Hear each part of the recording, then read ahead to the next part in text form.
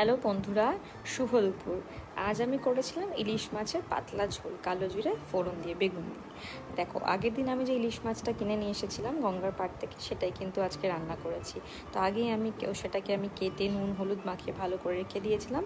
তারপর তেল গরম করে তার মধ্যে মাছগুলোকে বেশ লাল লাল করে ভেজে নিয়েছি।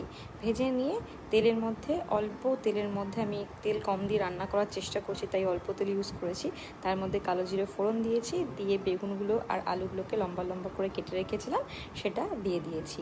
দিয়ে তার মধ্যে একটু নুন হলুদ আর কাঁচা লঙ্কা দিয়ে ভালো করে সেটাকে ভেজেছি।